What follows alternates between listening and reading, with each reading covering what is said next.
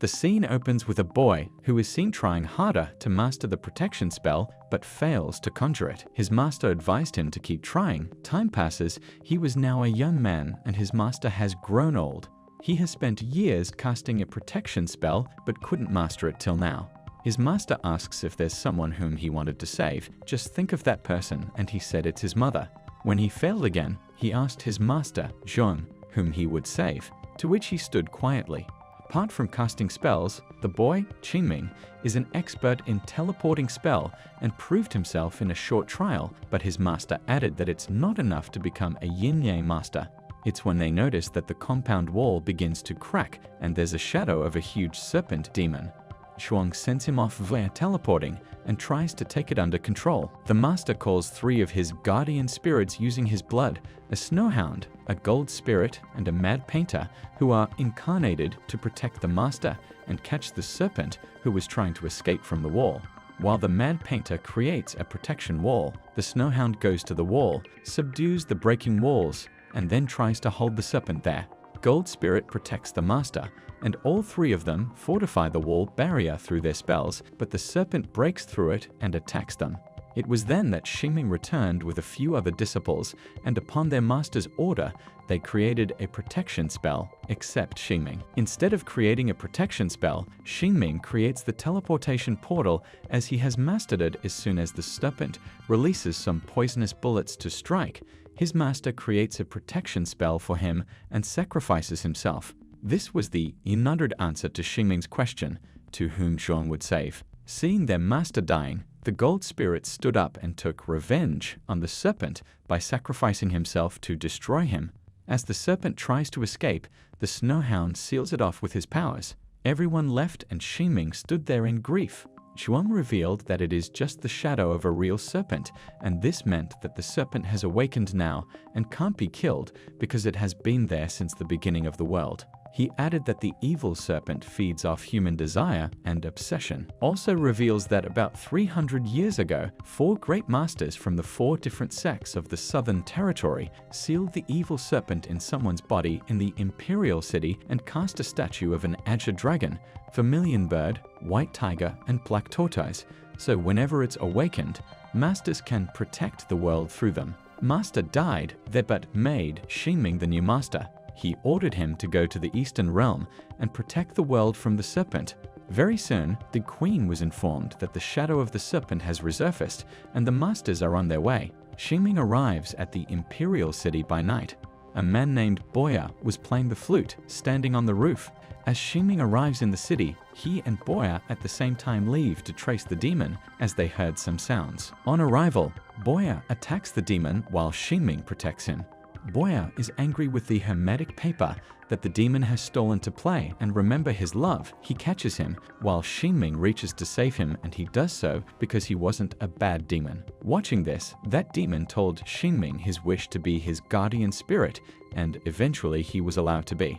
Afterward, Boya is presented with the royal decree and was nominated for the Department of Celestial Observation. He finds Xingming in the department where all the masters have gathered, and there they get to know they both were masters from different sectors. Master Long Yi interrupts their heated dialogue that Xingming doesn't deserve to be a master as he helped a demon a little earlier.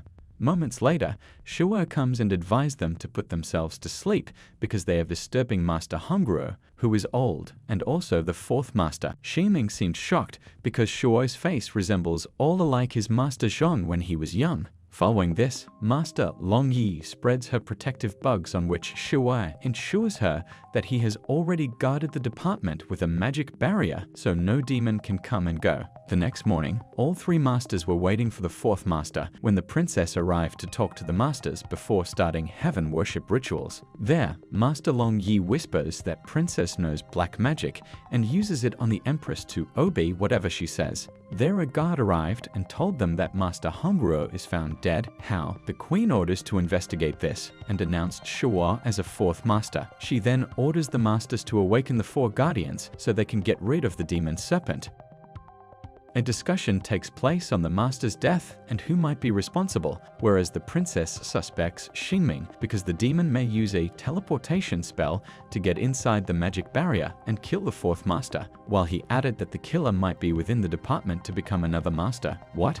He suspects Shuai. Long Yi offers help by using her tracking magical tadpoles that lead the first clue to the Xingming, who was framed for it as he found a bug due to which tadpoles were magically forced to point at Xingming.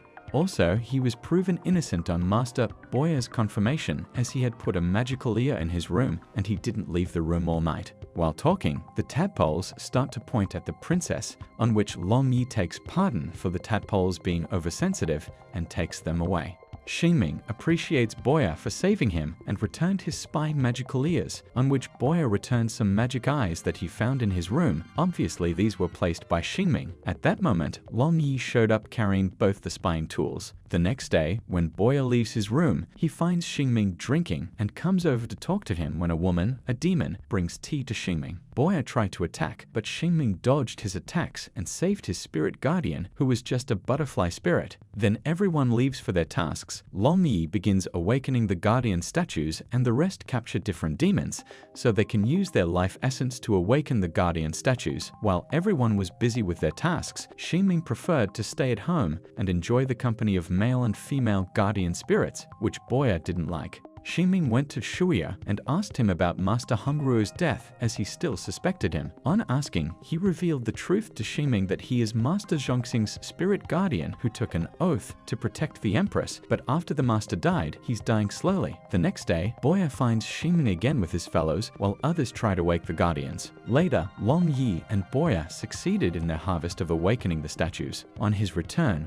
Boya finds Xingming looking at the map, so he went to ask whether he didn't care about the harvest. Well, the Xingming tells him that the azure dragon must have awakened himself, unlike other guardian statues, but catching weaker demons can't fulfill this task, so he already ordered his spirits to give him information about only one powerful demon so he can use it. During their conversation, one of his spirit guardians comes with news, saying that demons have invaded the celestial observatory. Both of them rush towards it and find the princess attacked by a demon. Xingming then tries to save her by pulling out the worm demon with a needle that has invaded her body and asks Boya not to obey whatever he says. When Xingming takes the demon out of the princess, he is about to die and asks for water, but Boya refuses as Xingming has advised him not to obey him and eventually cuts Xingming's hand to extract the demon from his body. When this is all done, they go to the azure dragon and raise him with that single demon. There they realized that the worm demon itself wasn't powerful, but Princess's desires has made it so powerful that it can raise an azure dragon statue. They both know they're getting some clues, but ignore them because the princess can't do anything offensive, of course. After this, Xingming invites him for a glass of plum cherry blossom wine and asks Boya why he hated him when he revealed he's the fox demon's son and also his mother was killed by a fox demon. That's why he hated him, and at that time the only person who helped him was Zhuang Master, but Xingming has killed him. He cast a spell so that Boya can see the vision when Zhuang was about to die. He handed over a sword called Feng to give to the Empress and ordered Xingming to kill him before the poison spread to the entire body. That's why he helped Zhuang to die. Lately, they were summoned by the Empress as they both saved Princess's life. Both of them couldn't see her face as she was behind the curtains, as Long Yi was curious about their meeting,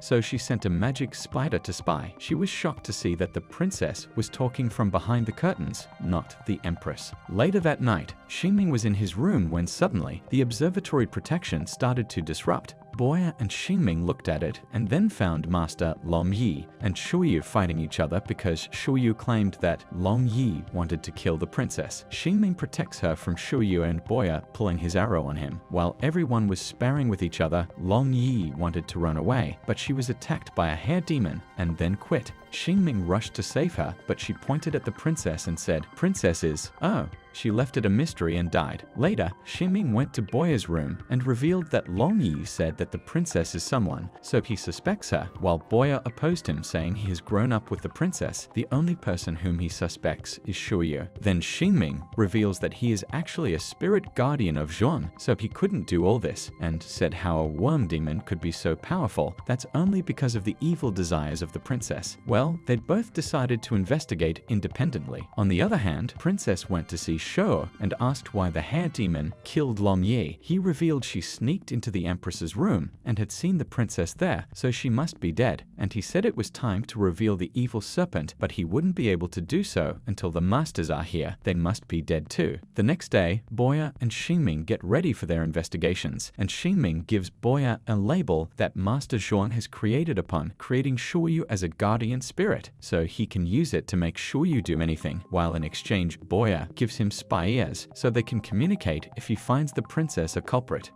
To make sure Boya is safe, Xingming gives him magical eyes. Xingming goes to the princess and asks her about the evil serpent vessel, to which she explains that only the Empress knows. Xingming says that once the evil serpent awakes, he can find it with the sword his master gave him. Hearing this, the princess was about to cry and told him that she wanted to see that sword. On the other hand, Boya ordered Shou to cut his hand, and when he rejected it, he knew that Shou was the culprit because the label does not work on the evils. Meanwhile, a hair demon appeared and killed the princess. Xingming summoned the demon and asked why she killed the princess, so she revealed that 60 years ago, her couple was killed because of the princess. Until now, she was finding a perfect time to kill the princess. Upon hearing this, Xingming realized that if it's the case from 60 years back, then how did the princess not grow old? And the demon also gave him the picture of the Empress, and when he looked at it, he got to know what Long Yi was trying to say before she died, that the princess is the Empress. He rushed to Boya lying unconscious on the floor. He reads his mind and sees what happened here. Shui takes the princess out to release the evil serpent, while Xingming updates Boya with the truth about the princess being the Empress and informs him of all the story and history